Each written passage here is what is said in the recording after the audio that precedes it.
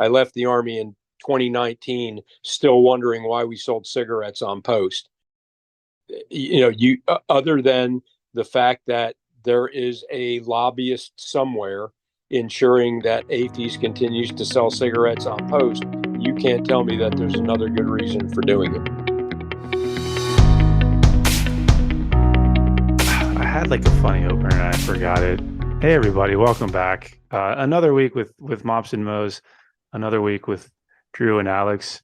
This week we've got a very well qualified and illustrious guest, Alex.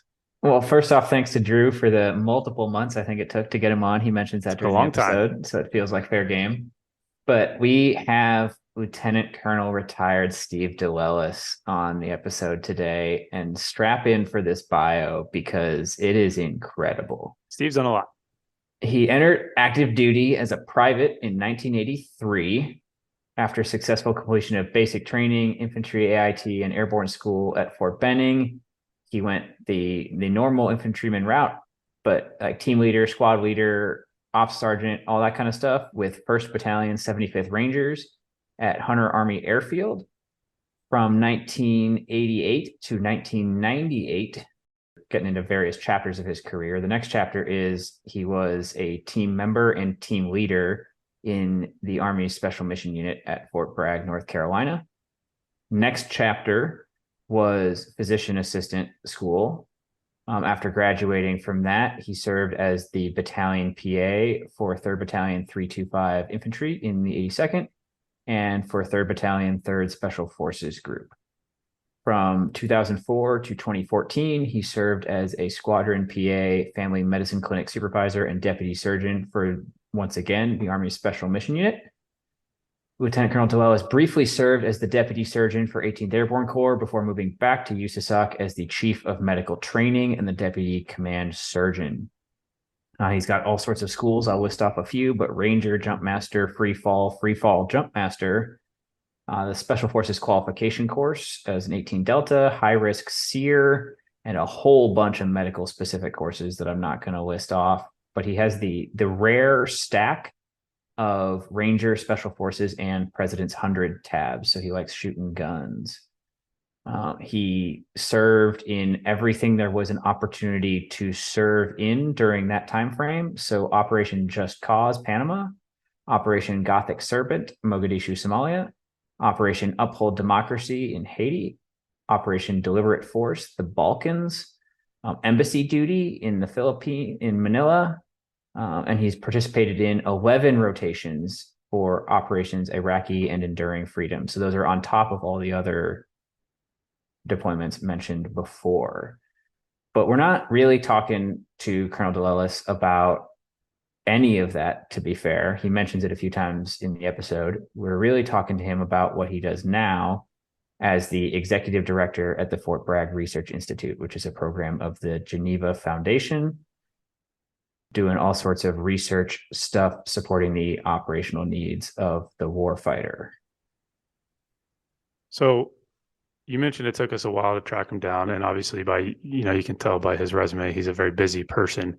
One of the reasons we wanted Colonel DeLellis on the podcast is because his position now at Fort Bragg Research Institute gives him a very interesting perspective on how research is conducted with the DoD, within the DoD, and specifically for our conversation today, research related to nutrition. So he mentions it's over a dozen proposals that he has submitted to try and move the needle in a positive direction when it comes to military nutrition. And all of those have been summarily denied. And that was really the genesis, I guess, of this idea to have this conversation, because I think, as folks are well aware at this point, the hill that Alex and I, one of the hills that Alex and I are wanting to die on, is around nutrition in the military and why it is as poor as it is when we think about just the food environment on most military installations. And Colonel DeLellis, as you'll find here listening today, has a very unique perspective on that exact issue, because it is one that he has tried to go after through the lens of research and has not really had much success, not by any fault of his own, but just because the industrial complex has kind of prevented him from asking some of those questions. like you said, this episode is very nutrition focused. We may see about getting him back once his schedule opens up sometime a year from now for some of the things he has had more success on. One place where he's been really successful is traumatic brain injury stuff. He manages the longest continually running TBI surveillance project in the special operations community and has more than 30 articles published on TBI in SOF specifically. So there are other places where he's making lots of headway in getting valuable research done that is creating useful knowledge, actionable knowledge that can be used to take care of soldiers and service members. But we, like you said, are going to focus on one area where he thinks there's a lot of benefit to be sought out, where the DoD seemingly has not quite agreed and hasn't allowed any of that research to proceed in the way he would hope. So grab a healthy snack, a non-sugary beverage, sit back and enjoy.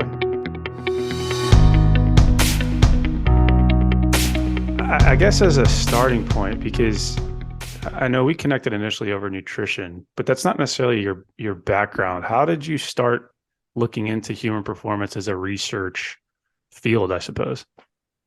Well, I spent the majority of my military career in the special operations arena, and as both an enlisted guy for the first half of my career, and then as a healthcare provider for the second half of my career, I was interested in anything that makes human performance of the operator better. So I guess the simple answer to that is, as a guy on the battlefield and then a guy caring for guys on and women on the battlefield, understanding nutrition and understanding fueling requirements of the body was just something that's always interested me. That makes sense. So was there a deliberate pivot when you retired from the specifically medical care, like clinical kind of setting stuff, to a little bit more of the human performance preventive kind of stuff? Was that like an explicit decision you made, or did that just kind of happen as you found your follow-on career? When I retired, I started my own company consulting, and one of our biggest clients was a research firm that does research on behalf of the DoD, and they had recently started a new project specifically focused on human performance and human performance improvement for the military. And over time, I seem to be working more and more for them than for my other clients. So eventually, I ended up taking a leadership role with that organization as the director of the Fort Bragg Research Institute. And the Fort Bragg Research Institute was specifically founded to support human performance research on behalf of the Department of Defense. And of course, nutrition is a huge part of that. And again, this takes me back to kind of our earlier conversation a couple of weeks back, but can you kind of discuss the nature of conducting research within the DoD? Because I know that has been, I guess, in some cases fruitful for you, but then also specifically with nutrition, frustrating. Yeah. So really, there are multiple lenses through which you could look at research and the DoD. Mm-hmm. Typically, research is investigator initiated in the Department of Defense. What that means is there's a physician or a scientist somewhere in a medical treatment facility that says, I'm interested in researching X, a certain topic. And usually it has something to do with their specialty. A neurologist may be researching traumatic brain injury, or a psychiatrist may be researching, helpful treatment modalities for PTSD, or an ophthalmologist may be looking at, cures for glaucoma. And then they would write typically a pre-proposal, and then a research organization would help them find funding for their project. But the fact remains they still have a day job, right? So if they get funded, it's very exciting for them. Hey, we got funded. Let's do this research project, which is typically done in conjunction with their day job. They recruit patients right out of their own waiting room or out of their own clinics, or certainly out of the same military treatment facility in which they work. But typically that's how research is. The majority of research in the DoD is done. That's investigator initiated research. There are researchers outside of the Department of Defense that are interested in studying things either on behalf of the military or with a military specific cohort. Now, there are two different reasons why you might do that. If you think you have a project or a capability or a widget that you believe will help the DoD be better at their job, then obviously you want a military cohort to study that capability or widget. But others believe that if they get some buy-in from the DoD, that it helps their marketing significantly, right? People love to say, our product was tested with the special operations community, or we were funded by SOCOM or whatever. So you have inside entities, investigator initiated research. You have outside entities, folks that either are doing things for the right reasons to help improve the plight of the warfighter, or maybe for some secondary gain, using the fact that they researched something with and on behalf of the DoD for marketing purposes. The third way of doing research, which is a little trickier, is supporting the combatant command's requirements. So when a combatant command says, we have a requirement for ...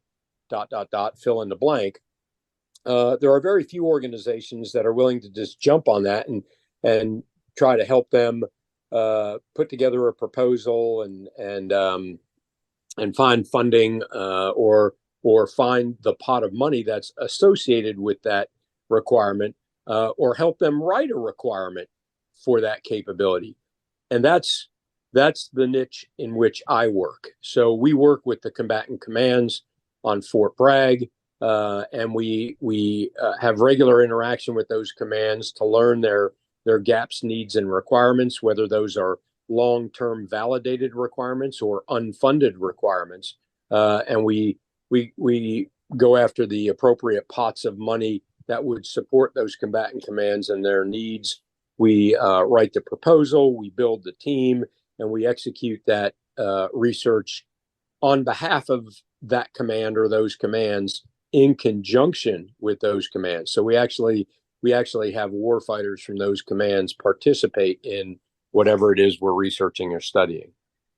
Well, you mentioned, that third route as being the trickiest, but that's interesting because you would think that would be kind of the most valuable. These are combatant commanders that have expressed a need, and you would think that would be where they would want to invest a lot of time and energy, but it doesn't seem like that's the case.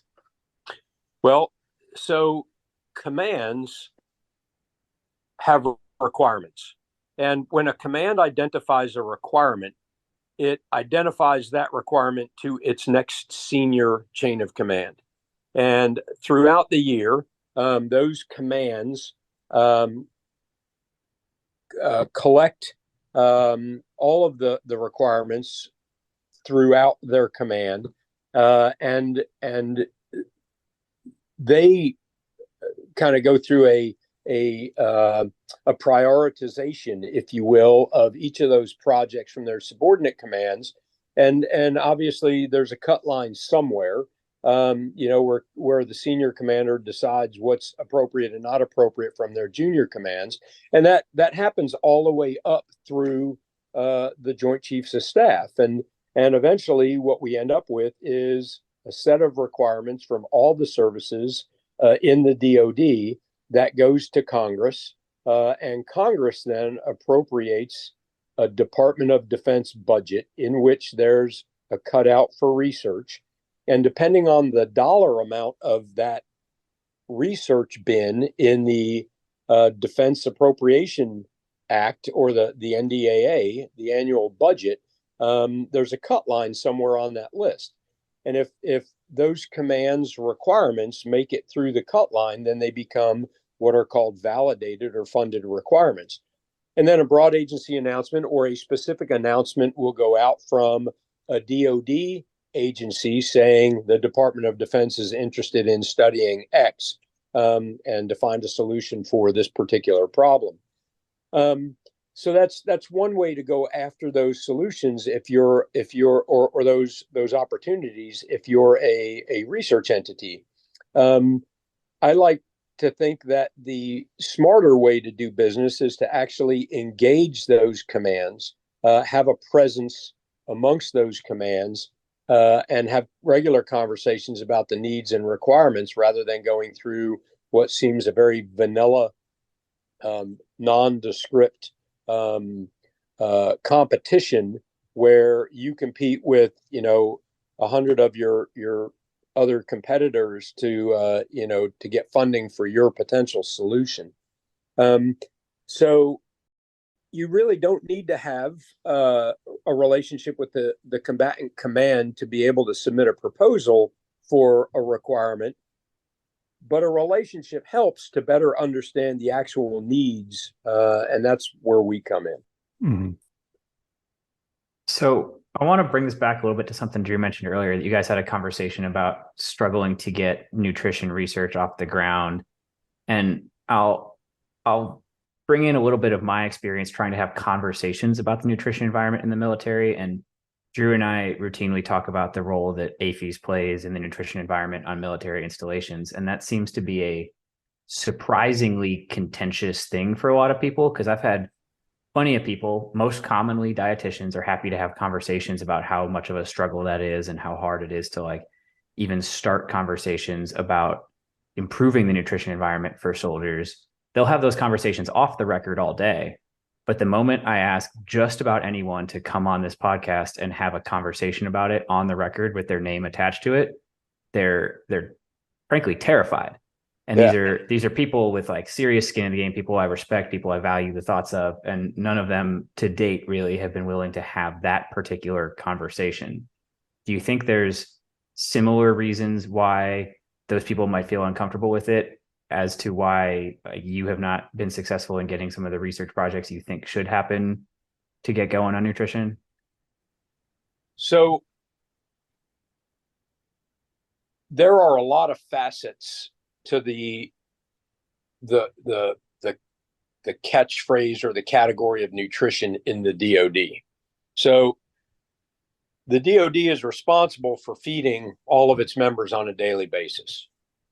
So we have dining facility concerns, right? You have to be able to feed, in the active force, I think we're somewhere right around 500,000 active service members, right? So feeding 500,000 active service members in various and sundry challenged locations around the globe, whether that's under the ocean or in frigid environments or places with limited electricity and refrigeration, the DoD has the task of feeding their force. While one size fits all may not be the best phraseology for how the DoD sources food to feed the force, it's probably pretty close. Now, we've had a couple of breakaways, if you will. The special operations community has learned to operate within those constraints to provide better fuel for their war fighters, by selecting those items that are perhaps a little bit healthier than the typical fare you might find in a conventional dining facility. But the fact remains, you have a limited menu from which you can select those food items.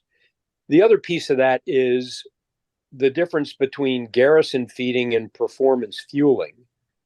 So if you're feeding hundreds of soldiers in a dining facility, because that's where they eat 1, 2, or 3 meals a day, versus you're feeding a select force that's training for a specific mission or participating in an event where the right types of fuels make a big difference, you have a very different conversation.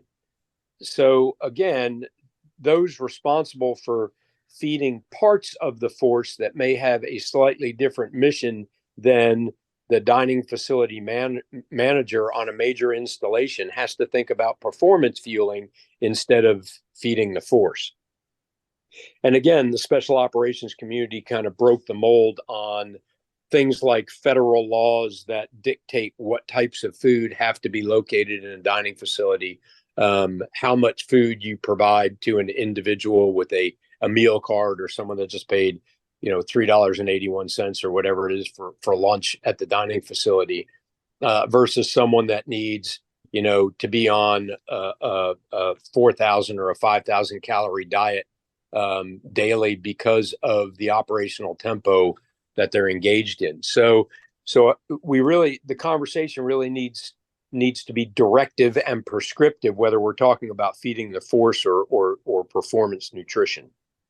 How does that, when you start to mention performance nutrition, I think immediately to some of the, I guess we'll call them athlete dining halls that you see at different universities and things like that. And I completely understand the perspective of, if I'm going to be feeding this many soldiers 3 meals a day, like it does, arguably fall into more of just the general nutrition category. But then at the same time, we also are starting to see this change in perspective around, I'll throw out buzzwords: warrior athlete, tactical athlete, blah, blah, blah, blah, blah. So could you maybe make the case that there's probably some value to be had in looking at the way special operations has done things and then scaling that out? Because I mean, again, like you could call it performance nutrition, but based on what you see in any collegiate facility, professional facility, special operations facility, it really just boils down to having like good, high quality food, which I think you could make the case that should be the standard for everyone, right? I think you could take the word food out of that comment and put any other military related word into that statement. True. And that would be an accurate statement, right? The conventional military gets the standard weapon. The conventional military gets the standard load-bearing equipment. Everyone has the same rucksack. Everyone wears the same brand of boots. The special operations community enjoys a slightly different choice when it comes to weapons that make the most sense for a particular mission or a particular individual. And the same holds true for other equipment in the armamentarium, right? What you find in a SOCOM specific arms lockup is very different than what you find in a conventional military arms room. And the same would be true for uniforms and vehicles and parachutes and all kinds of other things. And recently, SOF commanders have discovered creative ways in ensuring that same difference occurs in dining facilities. It really all boils down to money and congressional approval. And if you're the commander of a 40,000 man corps, you have a budget that allows you to do certain things. If you're the commander of a small tier 1 special operations element, your commander has a budget that allows you to do other things. The other piece to that, as I alluded to a minute ago, is the federal law that govern dining facilities and the food that has to be offered, the choices of food and the types of comfort food that has to be offered to military service members in dining facilities. Those laws are quite antiquated and frankly are not rooted in any kind of nutrition science at all. And I think kudos go to SOF dietitians and SOF commanders who are willing to question those laws. So, and I could be wrong on a couple of these things, so you might be correcting me in a second, but it's my understanding that Well, soft defects do have a little bit more money per consumer to pay for food, so they can get a slightly higher caliber of food. My understanding is it's not that much more money in terms of like how it's actually operated. And I've been, I mean, since I was a lieutenant at Fort Carson, everybody knew that 10th Group's defect was the best defect on Fort Carson. Campbell, I was at Fort Campbell recently, and the Oasis defect there, I think there were like 2 or 3 Green Berets in the whole place, and it was just all 101st people. Like everybody on that installation knows that the soft defect is the place to go, and that's consistent across installations. The tribe defect at Fort Bragg is like legendary. Everybody talks about it. So if they're doing that much better with a relatively small increase in funding, and we know the problems with like lack of defect utilization across the rest of the Army, why is there not more conversation happening about simply taking that lesson learned from soft, applying it across conventional? And you could articulate pretty easily the potential cost savings if you're fueling soldiers better. Then you avoid some of the issues with overweight and obesity. You avoid some of the issues with how much money they have to spend to get the fast food, which is then not as healthy for that. There's so much downstream stuff you could potentially prevent with a relatively small investment upfront that has proven effective already at a reasonable price tag in soft environments.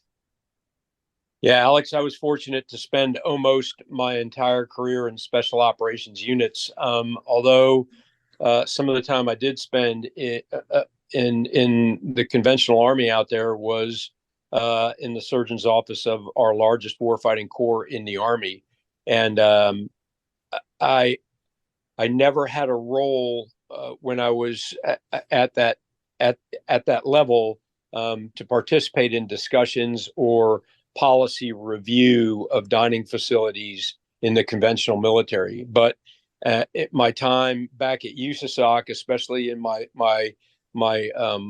twilight years, I retired in 2019, but the last few years of my career, I was the deputy surgeon at USASOC, and I was present for the discussions, the conversations, and the transformation of those dining facilities with the USASOC and the SOCOM dietitians. And I think there are several points that need to be highlighted in your comment or in your question. Junk food's cheap. Good food's expensive. And if you can provide someone a bag of chips and say that you're satisfying, a portion of the total plate that has to reflect 2,500 calories for a nickel or 15 cents or whatever the DoD pays for a bag of chips, compared to a pear or an apple or a fruit cup that might be 75 cents compared to that 15 cents across the board. You gotta weigh those decisions appropriately. But I think there are ways to do that in an effective and comprehensive manner. First of all, I believe there are a lot of things we could take out of dining facilities.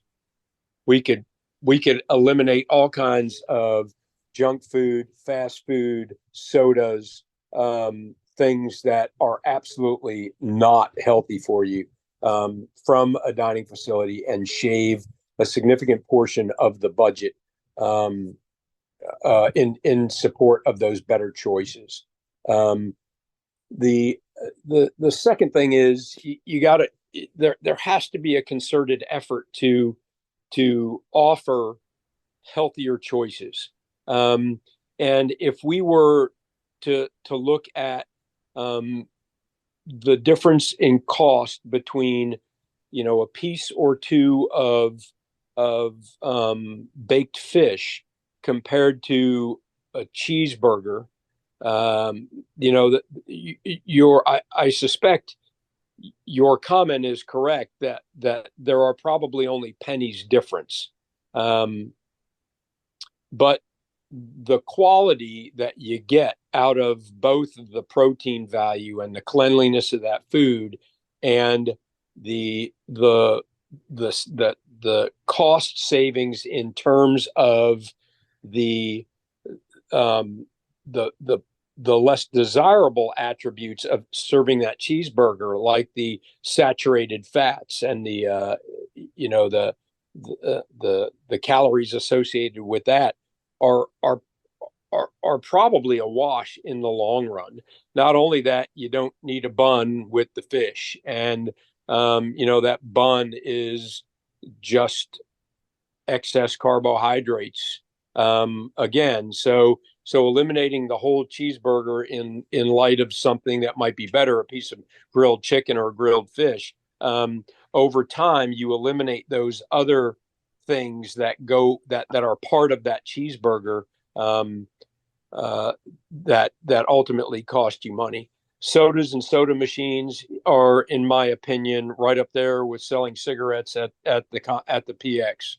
I can't for the life of me understand. I came in the Army in 1983, and I wondered in 1983 why they sold cigarettes on post. I left the Army in 2019, still wondering why we sold cigarettes on post.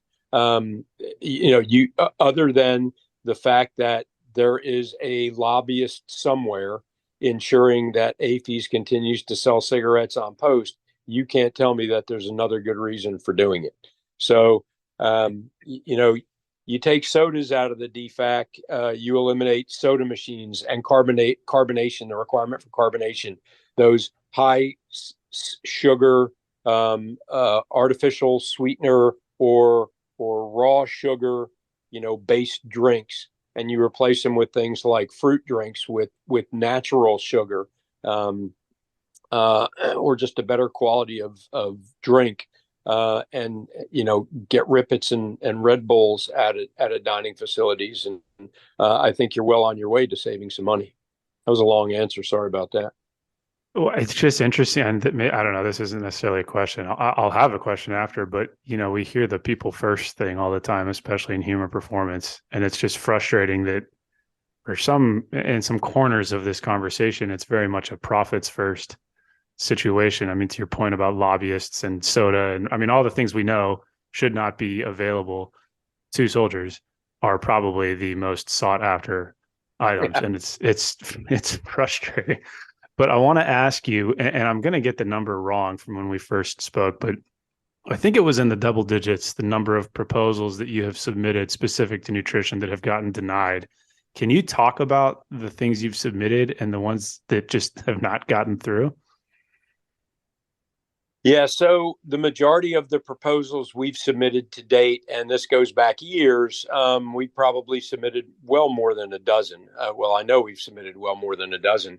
And many of those proposals had senior nutritionists at the 06, 05 level, from senior commands as co-investigators, or in some cases, the principal investigator on those projects, looking at performance enhancing foods, looking specifically at the ingredients in foods that appear to have performance enhancing capabilities. And it's frustrating when you build a team of really essentially what are the senior dietitians or nutritionists in at least in the Army, to be thanked but no thanked. I'm sure it's frustrating to the dietitian as well. I'm not a dietitian. I wasn't a dietitian in the Army, but I worked with lots of dietitians. And to be a dietitian in the Army, to be told, we're not interested in you researching what you think will make a warfighter more capable of doing their job or more efficient at doing their job, has got to be frustrating. So just to underline a reason this might be something that senior leadership should consider important, that they might want to point some money towards. I checked it just before we got in the air. The overall obesity prevalence of active component soldiers has steadily increased over the past 5 years, from 17% to 20%. That's 2022 Health of the Force Report data.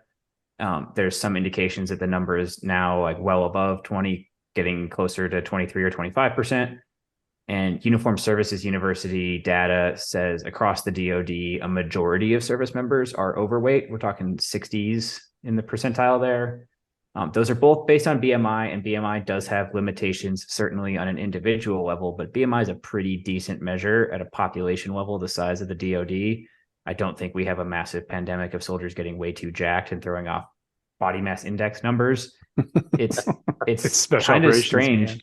It's a little strange though that we're having to have a conversation about like, should this matter and should money go at it? Like money's found for a lot of things. And I mean, some of the questions we're asking and some of the things that seem true, this whole conversation would be a lot easier if we just knew the answers to those questions. And the way to know the answers to those questions is to fund some of this research and get this conversation happening out in public. I don't know. That was more of a rant than a question, but. And I'd be interested to know how those statistics break down by the branches, by the individual services. So I grew up in the 1st Ranger Battalion in Savannah, Georgia, and we used to go up to Camp Lejeune, come up to Camp Lejeune or Parris Island to shoot on the Marine Corps ranges. And as I became a better marksman in my enlisted career, I spent more and more time shooting on Marine Corps bases with Marine the more proficient shooters within the Marine Corps, and learning and sharing information and applying our trade together. And one of the things I liked about eating at the well, I don't know that I liked about it, but one of the things I remember about spending time at Parris Island is that we would, during our lunch hour, we would go eat at the dining facility because it was the closest thing to the known distance ranges on Camp Lejeune or on Parris Island. And the recruits there, the Marine recruits, were broken down into 2 lines. There was the line that was getting into the 1,500 calorie. There were the Marines getting into the 1,500 calorie line, and the Marines getting into the 4,500 calorie line. And I might be off on those by a couple hundred calories, but essentially the fat kids got in one line and the skinny kids got in the other line. And somewhere 10, 12, 16 weeks later, they all came out the other end looking pretty much the same. I don't know what the evidence is to qualify that statement, but at least the Marine Corps had a thought process of, feed the big kids less, feed the skinny kids more, and see if we can't build a fighting force that's at least nutritionally and maybe BMI similar. So, it seems to me like many other things that the DoD has to contend with now, overweight or obesity is not necessarily one of the things they're taking on as a challenge. The unfortunate thing about that is the long-term health risks of avoiding those conversations and not taking a more active role in ensuring that the overweight soldier is forced to trim down a little bit, or the obese soldier is given options of get it right or get out on a more regular basis. And I get recruiting's a difficult thing these days, but that doesn't mean we should assume risk by allowing those bad behaviors to go unchecked. Real fast, you had a question built in there about the numbers between services, so I'm just going to answer that question. And some of these numbers are slightly outdated. I had to rely on like a 2019 Military Times article, but just gonna lay them down per Military Times. I'm not sure what research they're citing. I'll find that for the show notes later. But Marine Corps had an obesity rate of 8.3%. They were by far the best across the DoD. Army came in second best, but still double the Marines with 17%. Air Force 18%, and Navy at 22%. And I haven't really had time to look through this article, but there is a health.mil article on obesity across the services. And there's a few things they point to in it. The Army and the Marine Corps separate people for failing to meet body composition standards at roughly the same rate, whereas the Air Force and the Navy just don't seem to separate people for body composition. It's just not a thing that they do. There's a lot in here. They also tied it to COVID. All the services saw a pretty dramatic decrease in vigorous physical activity minutes per week kind of stuff over the course of COVID. I don't want this article to turn into like a COVID physical activity conversation, because that's an entire episode on its own, at least. And we'll have that one at some point, but those are the numbers to answer that question. Yeah, doesn't surprise me. Drew, you were going to say something? Well, I was going to ask because, I mean, talking specifically about obesity, that's one of the things that for us, at least with several guests that we've had, has come up multiple times, and specifically around the conversation around national security. And I realize that's kind of its own area of emphasis, and you talked about recruiting, et cetera. So my question specific to the nutrition research is, you mentioned that obesity may not be front and center because we do have a lot of other more pressing things going on, and it is kind of a longer term conversation. But given the fact that it literally has not gone down, this idea of like the health of soldiers just continues to trend in a negative direction for decades. What areas, I mean, assuming you could get a nutrition research proposal approved, what areas do you think would be kind of priority number one to look at within the DoD? Yeah, I think I would start with the gut biome compared to psychological disorders. We know that the gut, and this isn't new, but it's not that old. The concept that the gut controls a lot of the gut has a huge regulatory responsibility for the rest of the body, and I wouldn't be surprised if we didn't learn that the gut biome isn't solely responsible for some of the psychological disorders that are plaguing our society today. We're learning a lot about the gut and how taking care of the gut and eating right and taking care of your nutritional self plays a big role in bettering the organism overall, and just helping to maintain health and efficiency. Back to the numbers that you brought up, Alex, about the services. I spent almost all my career in the special operations community, and with rare exception, I can't think of a single overweight or fat teammate I've ever had, ever. I mean, certainly when I was in the Ranger Battalion, I mean, that was in the 80s, but still, those guys are still incredibly fit. No one hangs out in the Ranger Regiment very long without, a solid six pack and, some good arms and legs. You get into SF and, things change a little bit, and, guys are starting to enjoy the good life a little bit better. And you might put on a few pounds, but there still aren't a whole lot of fat special operators. And in the tiers, in the tier 1 units, there's not a whole lot of excess adipose tissue floating around in the team rooms. The commo guy might be a little heavier, or the intel guy or girl might be a little heavier, but the operators tend to be pretty tight. And the requirements, I can't really fault the Navy and the Air Force for not being so harsh on overweight individuals as the Army and the Marine Corps. I mean, they just don't have the responsibility that the land-based forces have. If you're working on an airfield all day, moving ammunition or fueling an aircraft, or working, the intelligence desk or whatever you're doing, I don't think there are very many fat pilots. But there are some chubby support staff, and the same with the Navy. I mean, I've been on ships, and I will tell you, I am thankful that we have a United States Navy, because I would not want to be in it. That is just, unless you're on an aircraft carrier, you don't get outside.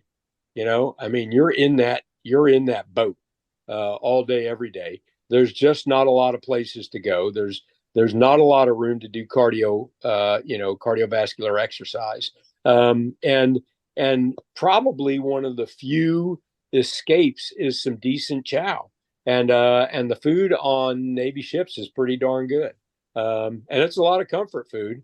I've eaten more fried chicken on Navy boats than I probably have anywhere else, and it was good. Either that or it seemed good at the time because the situation was what it was. But so I mean, I get that the physical requirements from the different services are different, but that doesn't discount the fact that the poor health outcomes on the other end, that come from a career or decades or even years of poor eating, result in. And if no one else would have an interest in this, you think the Veterans Administration would, because the VA inherits all these problems, right? So if the VA's inheriting all the problems of obesity or overweight service members from poor nutrition over decades or careers of service, you would think that they would weigh in and offer some assistance or evidence that we might want to feed our forces better. Well, you touched on one that I don't know if we have time for here, which is the average amount of weight gain in the 1 to 2 years following departure from active duty, which is a huge problem. But I want to bring it back to a comment you made when Drew asked you what areas of research, you immediately came out with gut microbiome and its relation to mental health. And I think there's an important point there of, well, we can't necessarily get people to get like directly super interested in funding nutrition research right now. What senior leaders of the Army and senior leaders of the DoD and senior leaders in the White House have like clearly demonstrated an interest in is mental health concerns nationwide and in our service members. And I hope we can, in the near future, do a better job of showing how closely linked physical health and mental health are. You talked about gut microbiome, but like exercise compared to antidepressants for depression. We've had that conversation here. The episode that'll be coming out a week before yours, we talked to Colonel Klepper, the commander of the 173rd, and part of that conversation was the value of teams eating together, breaking bread together, and like the community that comes from that, entirely separate from the actual nutrition itself. I just hope that not just for the military, for society in general, we can realize that these mental health things we're reckoning with have very close ties to the physical health things we seem happy to ignore. And we're not going to get very far worrying about one without addressing the other. Yeah, one of the projects we manage on behalf of the DoD is called Psychological Health and Traumatic Brain Injury. So we are knee deep in psychological health and TBI research efforts, supporting DoD requirements. And I think everyone is a little hesitant based on historical no's. That's capital N, capital O, exclamation mark, historical no's from nutrition proposals to even suggest nutrition as part of the solution. Although I will keep trying, and the more evidence that comes to light about the gut and the potential effect of nutrition on psychological health, the potential connection between a healthy gut biome and psychological resilience, I think will eventually over time become more and more accepted. I think it's still novel. It's still relatively new, although I think there are plenty of people out there that are doing research in this arena that would tell me that that's not the case. And it may not be not the case, but the funding isn't necessarily coming from specifically the DoD. It may be coming from other government entities, but it's not coming from the DoD.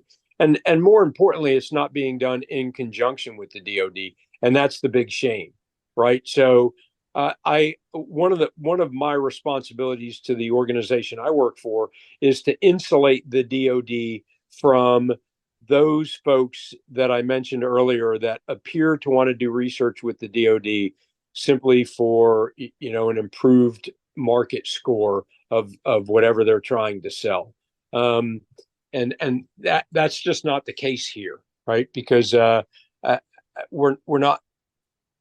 The difference between a piece of fish and a cheeseburger or a grilled chicken breast and, sausage, whatever, another choice, fried chicken, isn't advertising anything for anybody. It's just good common sense. And the real sad part about it is it's the same common sense your mother told you about, right? I mean, this isn't new to anybody. We're not breaking down any barriers here. We're just talking about stuff that we've known about for decades.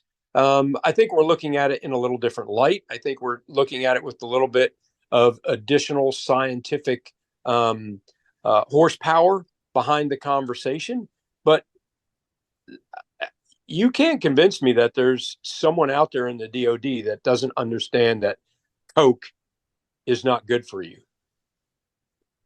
Yeah, you touched on something there that I've used this platform to discuss plenty of times, is that sometimes we kind of over science it. I think like your mom knew when you were a kid, you should probably spend more time outside. You should probably get some exercise. You should probably eat healthy food.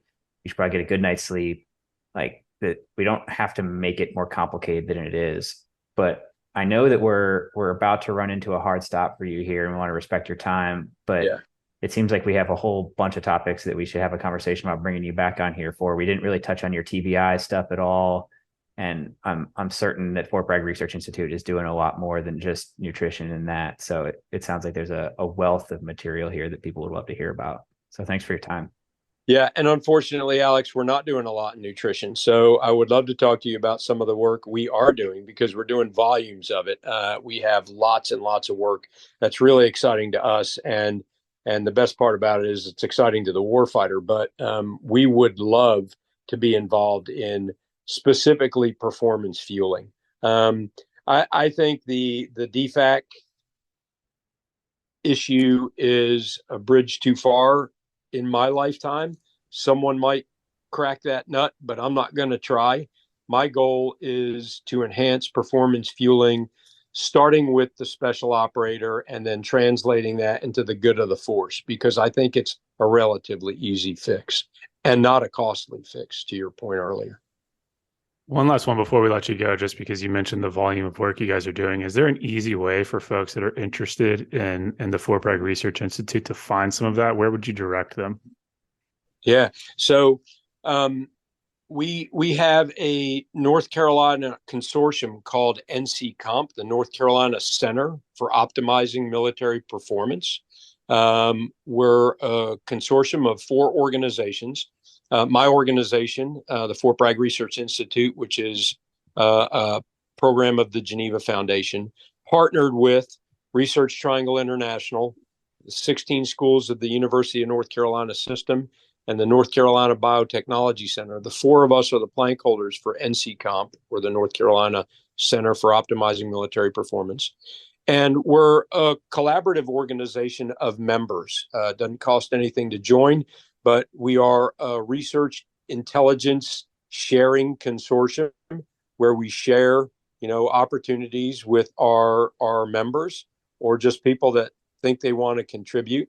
So folks can either reach out to me at the Fort Bragg Research Institute, reach out to the Geneva Foundation, my parent organization, or reach out to NC-COMP, NC-COMP, and you'll find all those on the internet, on the web. Happy to share any of that in an email or text or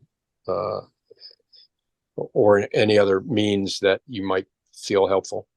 We will, of course, include all of those in the show notes for anyone who's listening and is interested in finding more. All right, we'll let you get out of here. Thank you so much for your time. We appreciate it. Thanks, guys. I'm sorry it took like what I think in my mind is like months to actually link up, but we did it, and I hope this works out for you guys. Absolutely. Appreciate Thank you. Happy to talk again. See you. Hey, Alex, let's cover our ass real quick. Oh, great idea, Drew. All right, guys. The views and opinions expressed in this program are those of the speakers and do not necessarily reflect the views or positions of any entities they represent. Thanks for tuning into this week's episode. Before you go, please rate and review the pod on the listening platform of your choice. You can also visit us on our website at www.mopsinmos.com. That's mops, the letter N, mos.com. You can check out the library of podcast episodes, our latest blog entries, any helpful resources, and also sign up for our newsletter. Drew nailed it. Just to underline a couple of things, the podcast entries have in-depth show notes on the website. So if you missed anything or you want to read any of the research we talk about, it is all there.